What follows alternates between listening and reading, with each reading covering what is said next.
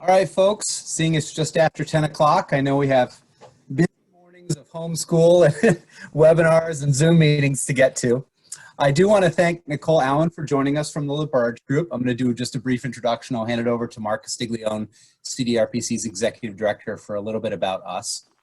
Some housekeeping. Our attendees are automatically blocked from video and from audio for security purposes, but we do want your input as we move through the webinar. You can send your questions and comments in the chat function. I'm going to function like a radio DJ for our callers. So if you do have questions or comments, please use that chat function. I will relay them to Nicole periodically. We will be archiving this webinar in video format. It'll be accessible by CDRPC's website, and that's the same website you use to register, cdrpc.org. If you'd like information about future webinars, we have a link on our page. It's under the drop-down News and Events. Next week's webinar, we'll be talking about COVID impacts in the financial sector as it relates to local businesses and local economies. So please check that out. We're going to continue to post webinars periodically every Thursday at 10 a.m. So they're providing a good opportunity for training for planning and zoning board members, economic development professionals, code enforcement officers, any local government officials, or folks that are representing their local planning and zoning board. As far as that goes, Planning and Zoning Board of Appeals members are required by state statute to obtain 4 hours of training a year. Municipalities have a wide latitude in accepting training opportunities. We typically provide a full day of training at one of our 2 annual workshops that CDRPC assembles for local planning and zoning boards. Of course, with everyone under New York pause trying to do their best to stop the spread of this virus, we are working to provide these training opportunities digitally. So when you've completed the webinar, if you're looking for credit, there'll be an email that is distributed to communities, to each attendee, that they can take to their communities and apply for credit in that circumstance. Also, we have submitted for AICP credits for certification maintenance for 1 hour for those of you who are AICP planners. With that, I'm just going to hand it to Mark for just a moment, and then we'll start our presentation. Mark, did you want to say a couple of words? You might be on mute. Yeah, 101 on the webinars. You figure 2 months into this, we should have figured it out by now, so I do apologize. But thank you everyone for joining us on for today's webinar. CDRPC was created by Albany, Rensselaer, Saratoga, and Schenectady counties back in 1967 to work on things that connect us together, whether it's environmental issues, economic development, or water quality programs. CDRPC is partnered with local governments and nonprofits and businesses to advance conversations regionally. Traditionally, CDRPC has hosted in-person conferences and workshops to provide training to our planning and zoning board members and other local government officials. Given the current situation, as Martin mentioned, we have pivoted to providing these webinars to continue the regional conversation. And again, I'm just so pleased that you're all joining us here today for this webinar.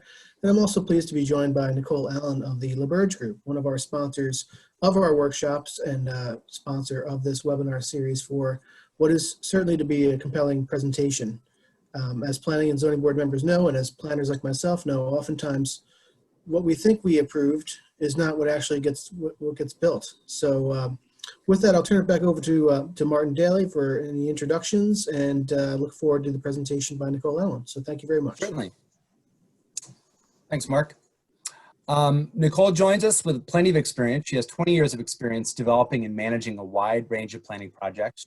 She has overseen successful procurement and administration of over $65 million in grant funding for communities across New York State. She and Laberge Group have continued to support our efforts in presenting to local municipalities in cutting-edge planning and zoning practices, and a whole host of toolbox of innovative tools. So I'm really very happy that they're sponsoring us. I'm also very happy Nicole has carved out some time for us today. And with that, I'm going to turn it over to her to continue with the presentation. Thank you so much. All right. Listen to our presentation. All right. All right, well, thank you. Yeah, so we're going to talk a little bit about that's not what I thought it would look like, and there's some light humor and some educational tools that will go along with it. And thank you for the kind introductions.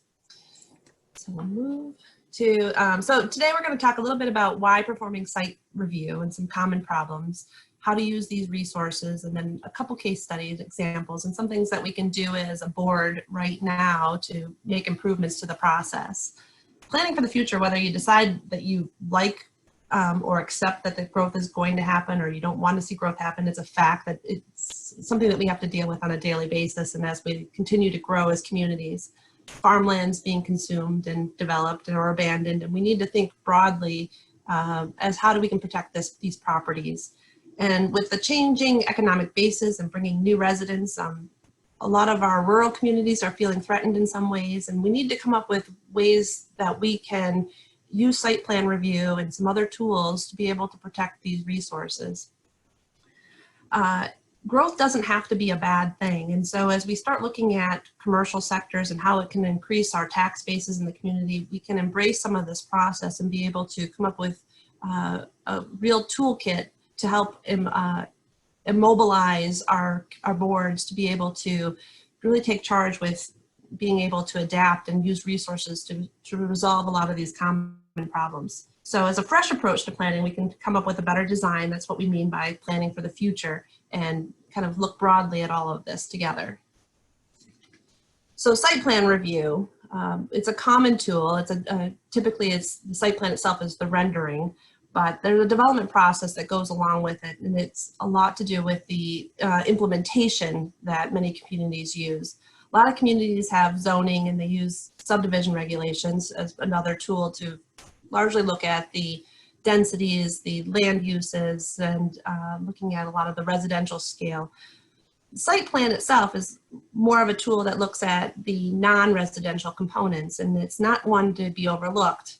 Some communities don't have zoning and they only use site plan as its primary tool. So it's a key element that needs to be part of the process and looking at how you're going to arrange the layout and the design of a single parcel of land so that it can meet kind of the character of what you want for your community. It really has two functions that really need to be emphasized. It's one, to illustrate the design, and second, it's to look at the proposal's physical, social, economic effects that's going to have on the community. A lot of times those physical and social economic effects are ones that get overlooked, and we just look at the physical design.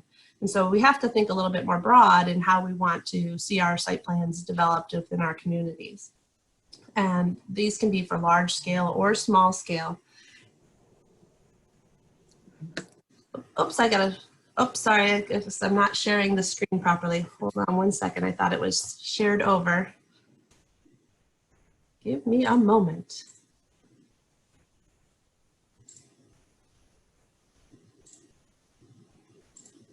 So now can you see the screen? All right. Try that again. So hopefully everyone can see this now. There you go, yay. All right, thanks, Yay. Nicole. No problem. Sorry, I thought when you shared it over, it was already on. Yep, that's okay. All right, so as we go through the site plan review process, we're really looking at any size scale here. We can look at the small scale, the large scale.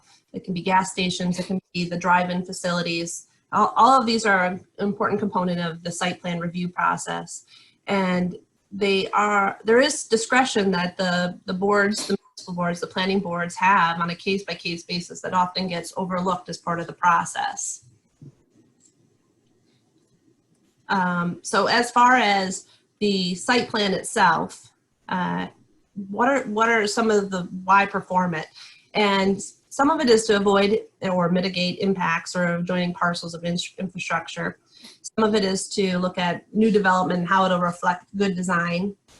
A big component of it is to save taxpayers dollars or money. A lot of times highway crews are out there trying to fix streams that are damaged, that are damaging public property or bridges due to stormwater overflow, and a lot of that can be prevented from good design. Another aspect is to maintain the rural quality of life that many of our upstate communities afford to the residents, and there's an overwhelming number of residents that want that protected. They want to protect the rural way of life. They want to be able to maintain why they live in these communities. And so as a part of this process is a way to really look at the non-residential component to make sure that it makes sense economically, it makes sense for the community, it makes sense to fit in with the broader picture of what the community wants. And some of this process is also beneficial to our rural farmers. It's beneficial to just kind of the economic makeup of our communities. And so looking at how we can expect more or try to get more quality development through the site plan process is key. So some of this, and many communities have seen a lot of plans that have been developed or as they get built, all of a sudden you're like, well, that's not what I thought it would look like. And so we have some examples of the good, the bad, the ugly, and there's ways that we can resolve that and make improvements to our planning process. And just because you end up with the bad or the ugly doesn't mean you can't resolve it to get the good in the long run. A lot of good design you can find in different communities, and maybe there's components you like, maybe they're not the right fit for your community, but some of what we need to do is take a look at good examples from around the state, find things that you as a community can embrace and enjoy as part of your own community character that you want to encourage as part of your future design. Kind of keep a record of that, what you like, what signage you like, what scale lighting you would think is appropriate. It's going to be a different fit for each community. This is an example of a grocery store. It's almost 20 years old at this point, but it's a single use structure that looks like many uses. It has the feel that it's a two-story structure, but it's really just a one-story with a fake facade on top. It has the feel that there's multiple uses in it, but they're really all part of the grocery store structure. And so there's ways of using your site plan process to make sure that whatever type of development is coming in, even if it is a grocery store, you can create the element of that's going to benefit the community as far as the look and feel within the character of the adjacent properties. So it blends in with, even if it's adjacent to a residential area. The bad and the ugly are elements that we like to try to control or avoid, and sometimes the bad and ugly is related to abundance of signage that gets out of control. We don't have good regulations in place that can limit signage in some communities. Others look at parking lots and they just become seas of asphalt, and trying to be able to reduce that as part of the impact. Architecture can be another component of the good or the bad. Sometimes we see a beautiful design that gets submitted by an architect, and then when we actually see what's built, it's not necessarily what we want to necessarily have as our neighbor. We end up with structures that are not necessarily fitting into the character of our community. And while in this case is a tiny home, tiny homes are starting to be more and more popular, and so making sure that your regulations appropriately address that, if that's indeed what you want as part of your community character. We have the shopping plazas. A lot of shopping plazas are often developed either with high quality or with the low quality. It's sometimes hard to get the in-between or the high quality. And as part of the process, you can really start to make sure that you're asking for designs, you're asking for images, you're asking for the landscaping components to be able to push the envelope on some of these, on these poor designed shopping plazas that have traditionally been part of our automobile structure, environment, and our land use. And then we get into the corporate prototype. There are many big box, there are many corporate type buildings that will do something outside the box. They will be able to evolve into architectural standards that are not their typical mold. A lot of these businesses start with their standard, but then they do have a toolkit of their own and design standards that they are willing to do. We just have to know what the right questions are along the way. And then there's the out of the box ones where you think that, well, this can't be right. This has to be wrong. But when we look at what the business is, maybe it's the right fit for this community. Maybe it's the economics that make sense, and the architecture that looked like a flip-flop was really all along intended. part of the site plan review process is looking at form and function. It's not just function only. A lot of times we get caught up with listening to what the function of the use needs to be. And the businesses will try to push that function. They'll really try to tell you that, well, this is what I need. This is what I need to be able to make money. This is what I need to be able to have customers have access. They need to see the front of the store. They need to see that there's available parking. And as planners, we have to be able to push back. Planning boards need to be able to say, I understand what the function is, but there's also form that we need. And form is an attractive driver from the economy that will be able to really pull more people in a lot of cases. People are attracted to shop in places of high quality and want and kind of expect that now as part of the realm that we're living in. Everyone's expecting and wanting a little bit more from developers, and it's okay to ask for that. Hey, Nicole. Yep. We had a question. That example with the Stop and Shop, is that a local example or an example you know where that photo was taken? I do not recall this. That picture was put into this presentation that we did a few years ago, so I don't recall offhand where that shop is. But We can try to find that. I think there are examples of local shopping centers where they've used a vegetated median for either stormwater or pedestrian features, but that's something we'll try to find for our attendees. Yeah, and if I get it, I will add the location to the slide afterwards. But there are more and more that are incorporating that. It's becoming part of the traditional design as well. We have a lot of mothers with strollers and people that want to be able to be in a protected place, not just walking through the parking lot itself. Mm-hmm. Same with stormwater. There's the good stormwater design, being able to incorporate that as part of your overall landscaping, your overall parking scheme, and trying to better manage what that stormwater will look like. And then there's examples of really ugly, terrible stormwater control methods that have been in the past, and trying to find ways to make sure that that doesn't happen on properties. Many communities are getting away from the very large retention basins and being able to come up with more creative ways to incorporate stormwater as part of their projects. And there's even the fancier ones when it makes sense with the dollar sign to be able to incorporate the stormwater as part of your projects. The state is offering a lot of grant monies related to the Green Infrastructure Grant Program that can really encourage a lot of the green infrastructure, the stormwater, the retention basins, the bioswales, so that it can become much more economical for communities to be able to incorporate, as well as developers as part of the planning process.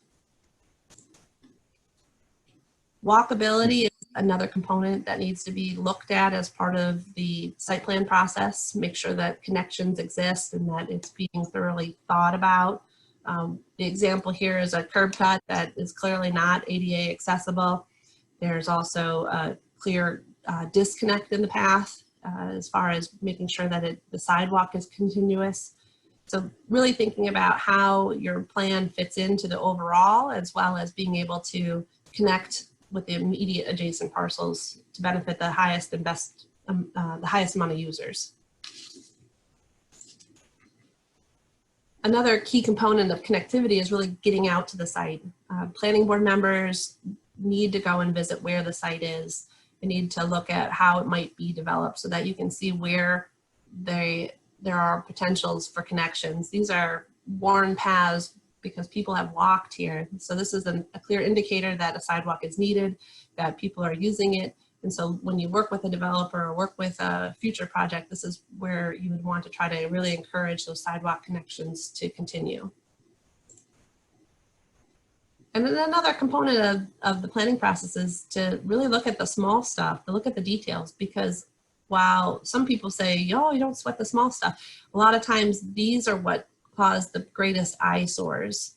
What are you doing with your dumpsters? What are you doing with these allowed clothing bins where they become overrun with almost garbage or donations, either way, but making sure that they're thought about and they're located in a key location. In this example, this is a dumpster enclosure in Grand Haven, Michigan, where it looks completely different and has the green roof on top, but it's been thought about as part of the process so that it's not an eyesore as part of the layout within this development. Similarly, there's projects that have to deal with underground electric. And while you hear that you got an underground electric coming in and it might not sound like it could cause an eyesore, it might not sound like that it's going to disrupt the view, what ends up happening if you're not thinking about how it's going to be affected is you end up with the balusters throughout the development. And this is not what was envisioned as part of this process. So making sure you ask questions along the way, clearly articulate what you want to have shown to you as a planning board member as part of that site plan process is key. Looking at the grading, you can't forget about it. We got to make sure that we're not going to have water put in places that we don't want water or flooding to occur. We want to make sure that we're asking the right questions. We're developing plans that show us enough detail so that we aren't going to create problems for neighbors and problems on site and problems to property. So a lot of it comes down to the forethought, making sure that we have the planning in place so that we know kind of what to expect so that we can avoid some of these common pitfalls and mistakes. There's a reason why we call it planning, right? So some of this really starts with community planning, and many communities have the comprehensive plan. Other communities look at their strategic plans, their corridor studies, town centers. All of that is information that developers rely on. When a developer is coming into your community, they're going to look there first. They're going to want to know, what is your vision? How do you see this community? What is important to you? They want to know so that it is predictable to them, so that they know building their property that it's going to be approved or be perceived with a positive light. And so as part of looking at your planning process, you can really take a harder look at some of your key areas too. So whether you have a corridor that needs a harder look, you can start to look at that individually. It doesn't have to be all within your one comprehensive plan. You can then later adopt these corridor studies or amend your comprehensive plan to include those corridor studies or town center plans, strategic plans as part of that process. But all of those are fuel for the developer. Similarly, if you create an economically viable development vision to guide the growth, it's more likely to be implemented. People buy into the planning process so that they can understand what's going to come. This example is from the town of Skodak, and it shows the vision that they started to adopt as part of their town center planning process. And it really looked at how this could be developed over the corridor over a series of years. It's not going to happen overnight. And so as part of this planning process, you can see how buildings would be added and contribute to the form of this new town center. Having that vision in place kind of eliminates much of the guesswork that developers have to do. But you still have to be flexible. You're not going to get the exact buildings that you draw on paper. You're going to have to work with developers to say, okay, well, this is what your building needs to be. This is the idea of our form. You're really trying to meld it with the character and meld it with that vision. But you have to remember that it's a process that requires some negotiation and some flexibility. As part of the development process with the vision, you want to create that single attractive development. A single attractive development will fuel or feed additional attractive developments. It's one of the positives of creating something attractive. The unfortunate side is if you allow the ugly development sites to go forward, or it will become a seed for future ugly developments. However, you don't have to let one ugly development just be something that continues to grow. It only becomes something that happens over and over again if you let it. If you see that that development is something that's not what you wanted, that your process did not work, you have to be able to put the brakes on for a moment and figure out what went wrong. Learn from those successes, learn from those failures. But most importantly, you got to learn from mistakes of others too. You have to be able to feel comfortable enough to call a neighboring community or attend these types of events where you can see, well, that went wrong, this went well. How do we do the positives and avoid those mistakes? Just because you have a trend that starts to happen or an ugly development that occurs, you have to be able to kind of put some modifications in, whether it would be modifying your zoning, modifying your process, modifying what you did to be able to get there. And Nicole, if I could, just a question from one of our attendees. Had mentioned that they were told by their public utility that the utility wouldn't review locations of underground wiring or equipment until after plans are approved by the planning board. Obviously, that creates kind of a chicken and egg situation. Their question was, how do they avoid this electrical equipment, underground equipment, being improperly located or located in an area that's going to cause a conflict moving forward? Are there some best practices for working with public utilities to try to involve them in the process earlier for locating that equipment?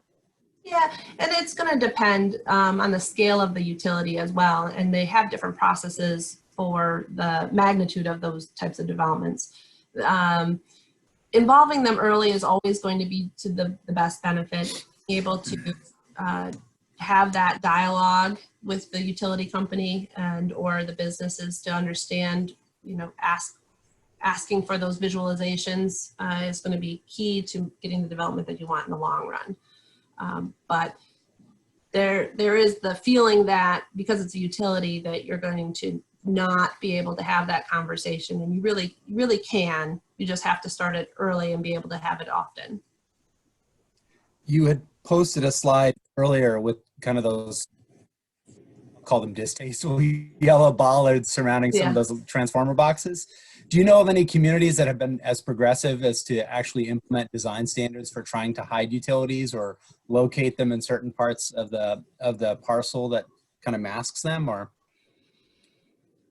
something we can look at. Yeah, I think I can send something afterwards. Sorry. Nothing's jumping to mind. Okay. But it is something that I'm trying to think of creative ways.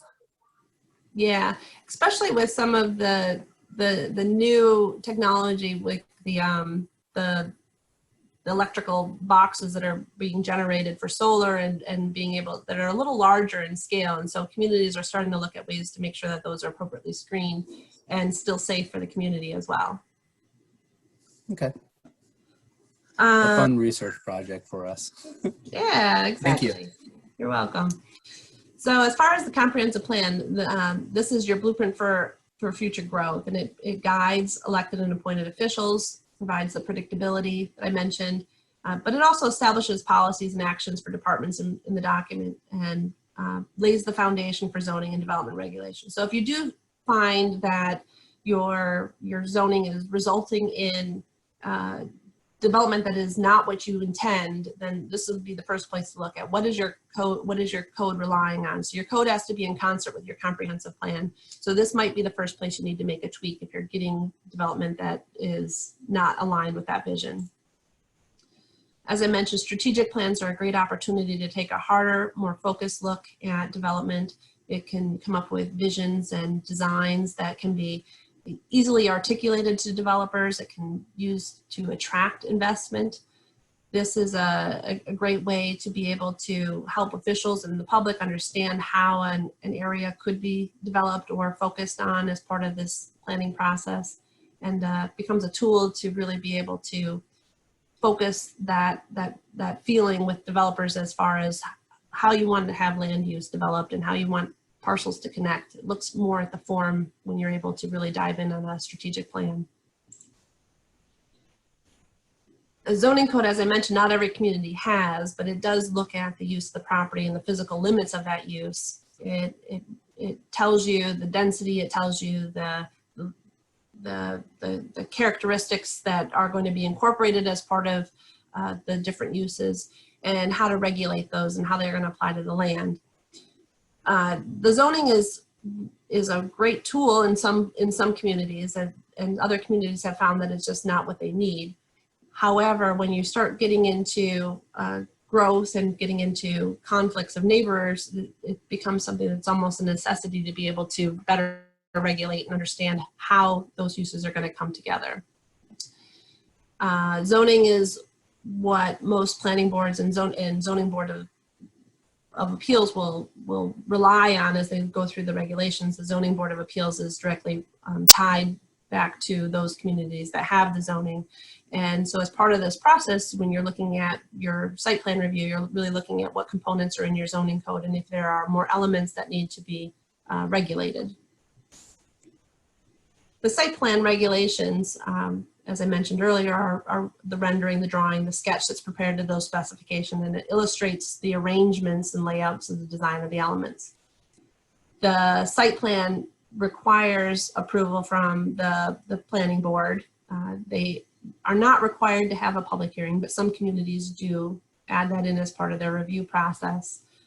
But they do look at all kinds of different components or characteristics. They look at the parking, the landscaping, as I mentioned.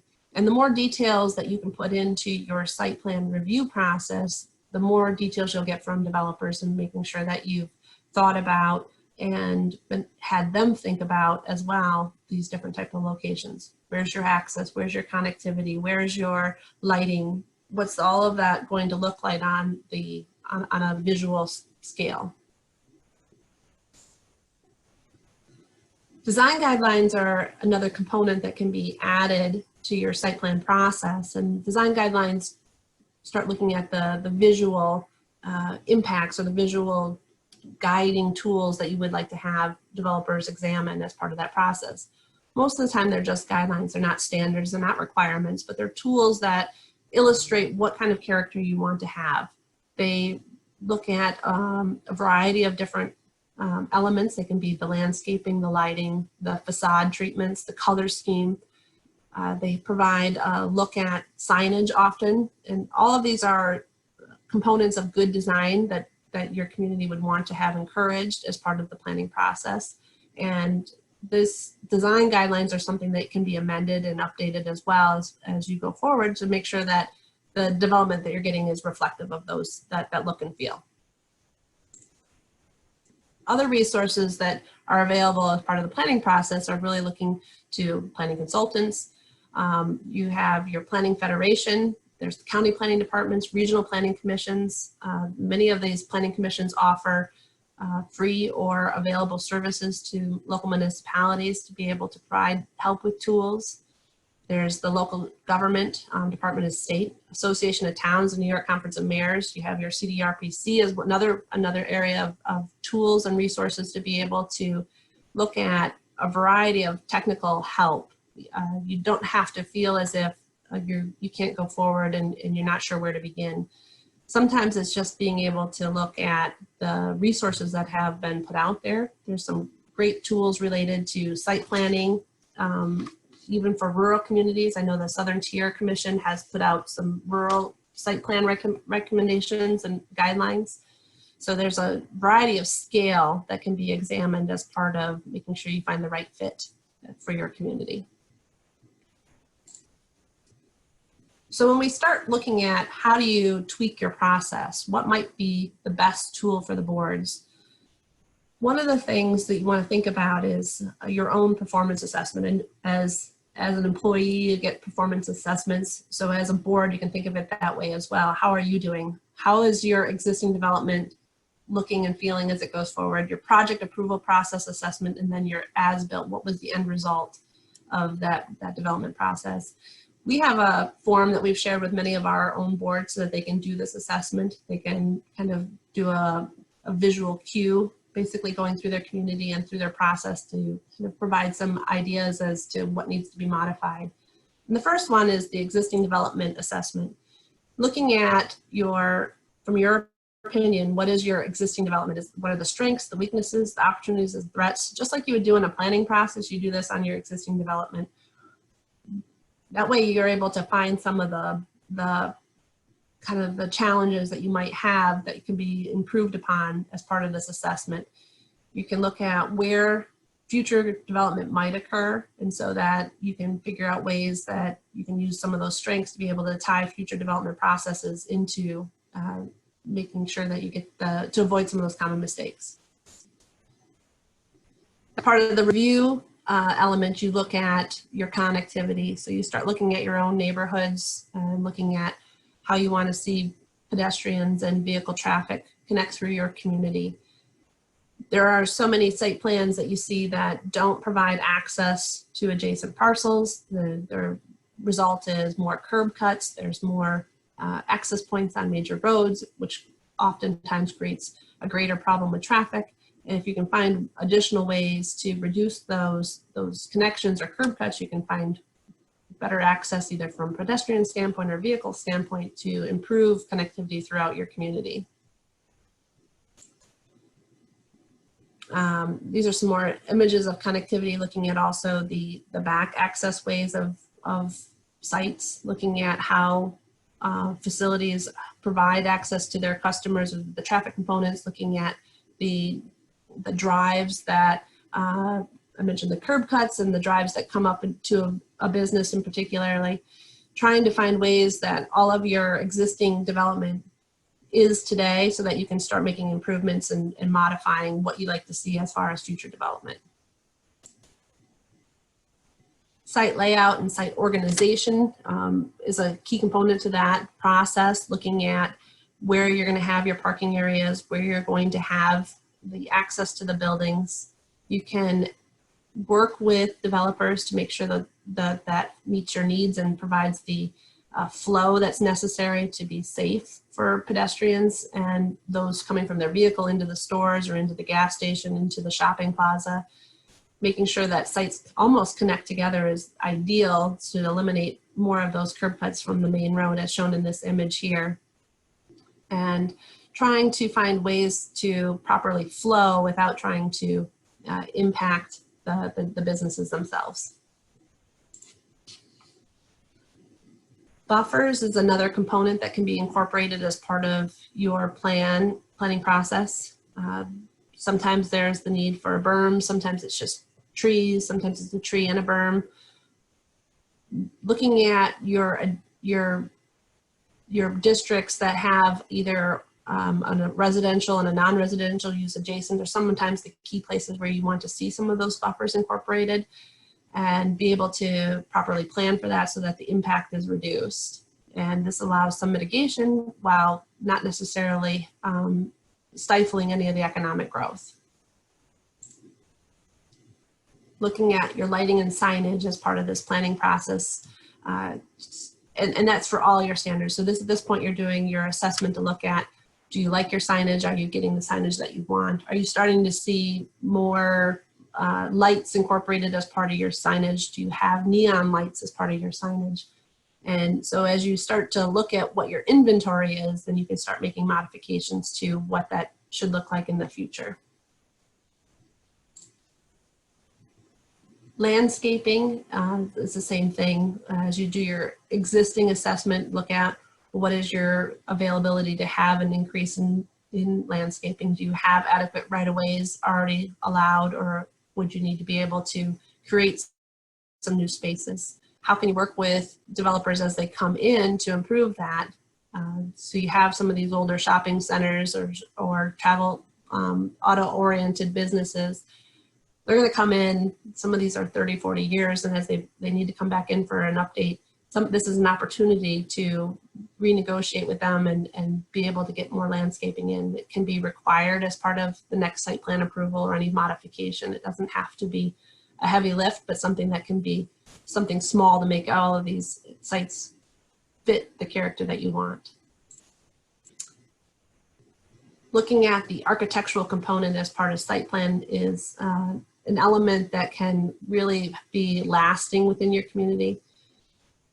A lot of the facilities will have a variety of different designs that they can show. A lot of developers will have different treatments that they can be able to present to planning boards, especially these larger businesses. Whoops, slide there. And they can be able to share with you a different of transitional spaces and sizing and massing, so that as a board, you're able to understand how this would fit and feel within the context of this site plan. So as part of I mentioned the as-built assessment, so looking at the evaluation of how you can improve the future, where project elements were implemented for the plan. Did they do what they say they were going to do?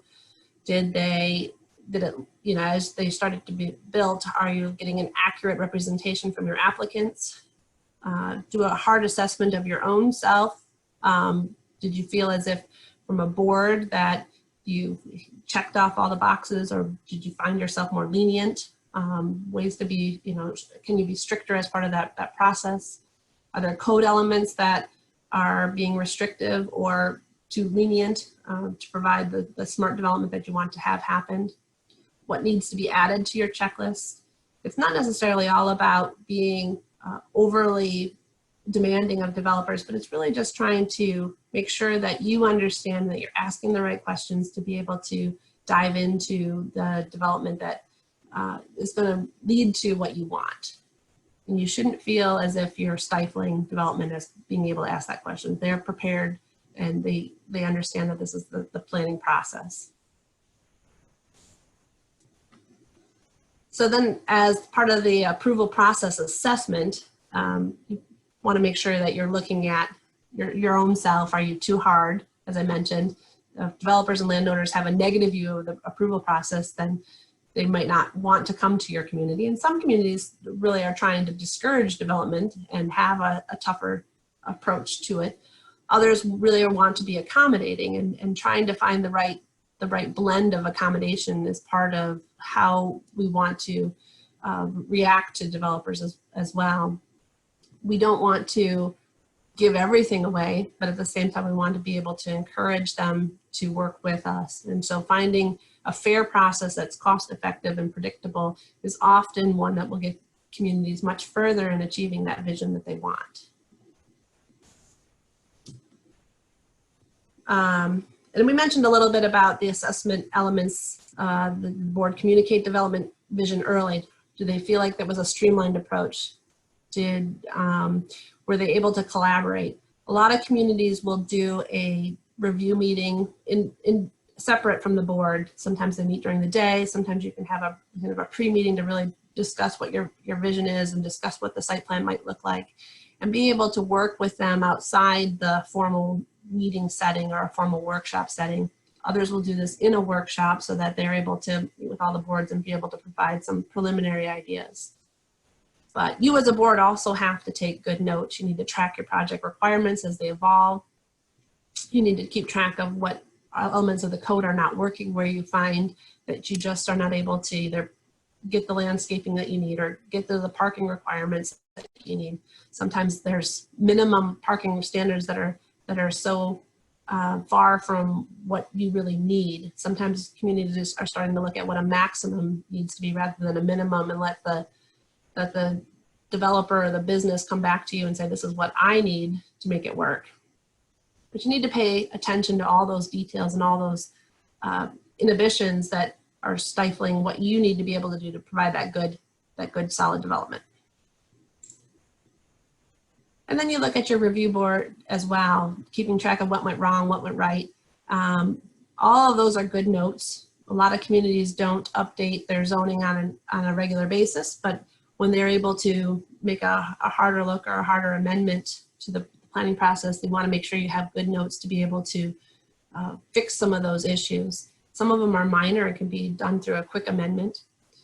But it's also looking at your zoning board of appeals too, to make sure that they're understanding what that vision is. You've got to have a team in place. Your planning board and your zoning board have to be able to work together to understand what that vision and outcome need to be. If things are given away through variances, a lot of communities struggle with being able to push the development to what they want to have achieved. But similarly, if you find that you can only achieve that vision through variances, then you need to take a harder look at what needs to be corrected to be able to work with developers in the long term. Just a couple examples from different case studies. One here is the town of Shandaken and First Hanover Farms. And this was a project that was a farm stand. They wanted just a 100-square-foot farm stand. It was in a residential area, and they got a special permit for it. A few years later, they came back in and they applied for a 2,800 square foot expansion with the ZBA. That didn't go over well, but the ZBA actually didn't do anything about it. They didn't act on it. So as not acting on it, that constitutes a denial, but the farm stand, the farmer went ahead and built anyways. They built a 2,800 square foot farm stand. And then in 2012, there was damage to their newly built farm stand, and they needed to come in for a building permit to get it repaired. Well, at this point, they had the stop work order, and they were sent, after numerous stop work orders, they finally went to court. And the court ruled that the farm stand, even though it existed illegally and therefore needed to be removed. So the court had them remove the roof, the electric wiring, the electric fixtures, and all the improvements after that were built after 2004.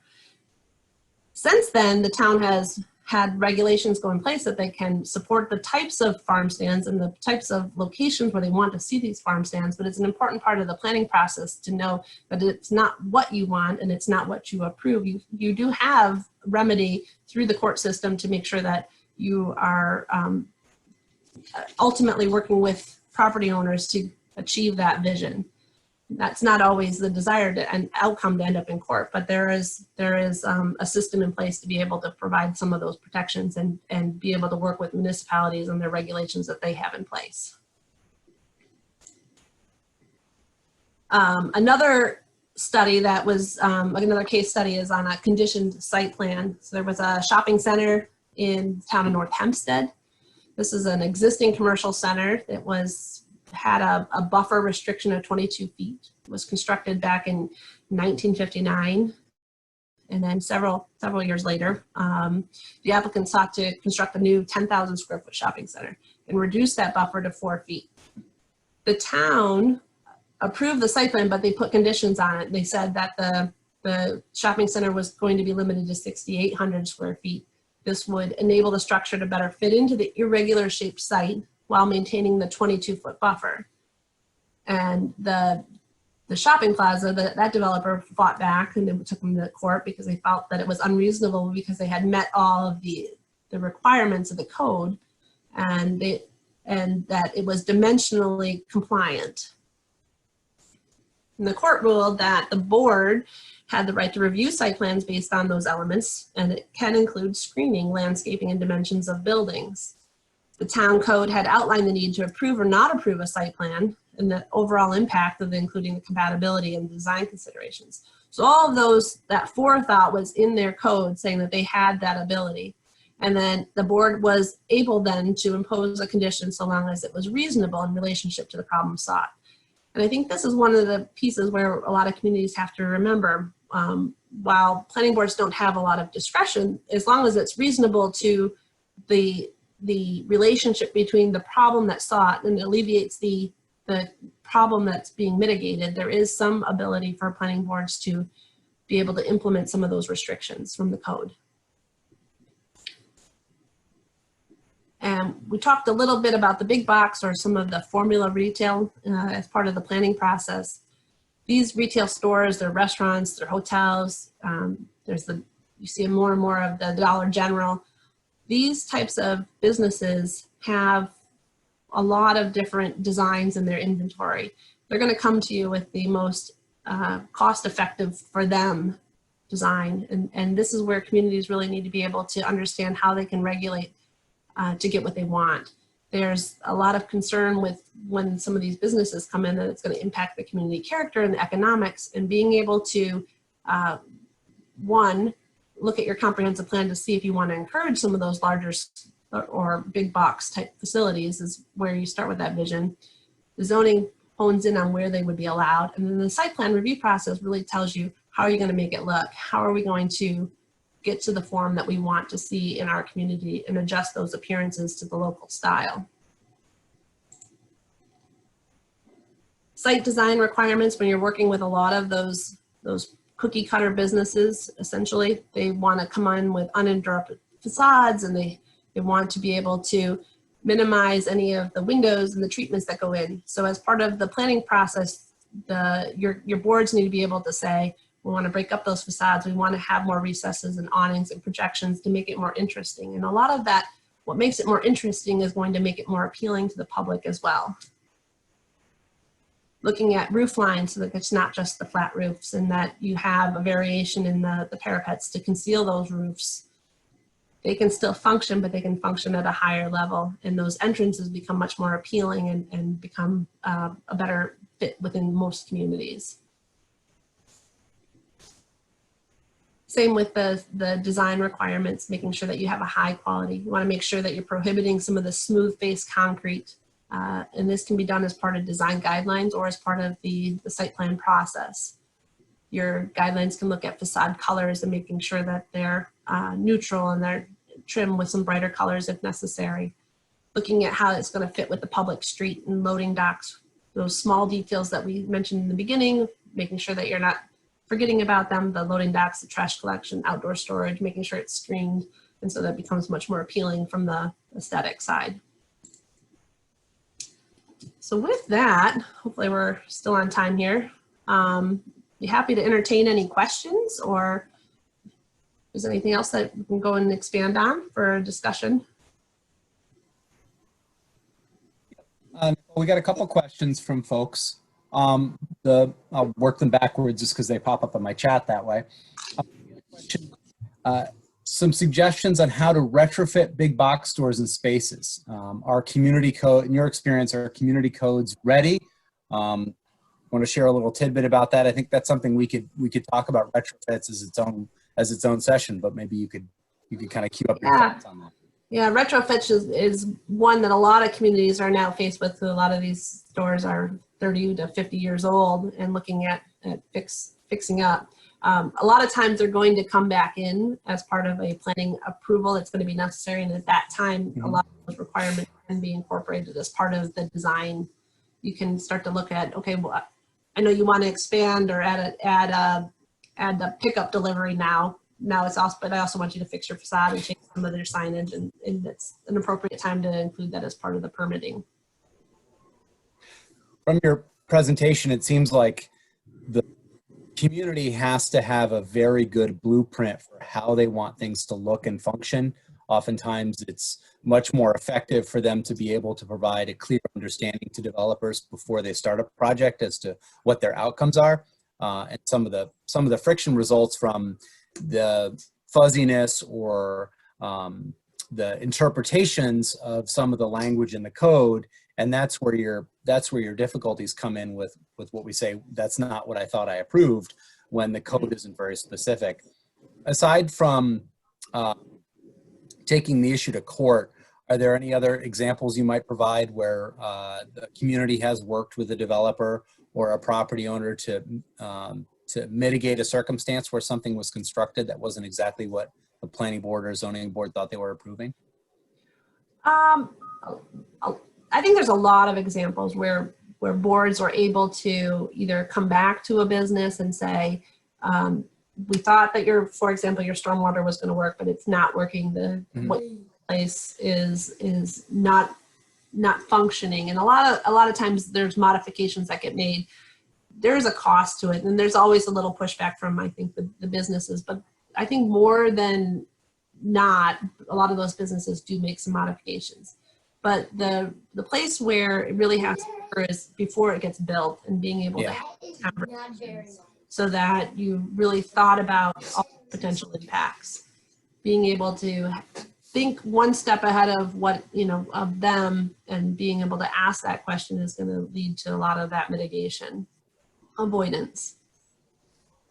I think one other area, speaking from perspective of the community I work with, I'm on the Board of Zoning Appeals in my home community, is the building department and the folks that are doing the permitting also have to be very aware of your code, if you have a form-based code or certain requirements, because they're a critical part of that process, because once it leaves the desk of the Board of Zoning Appeals or the planning board, it's really in a completely different wheelhouse. So from my experience, the better acquainted they are with the design guidelines or development rules and regulations in your community, the more involved they are in the process early on, the less likely you'll have departures, and the more ability that you'll be able to provide those departments with the support that they need if there is an objection over what's ultimately built.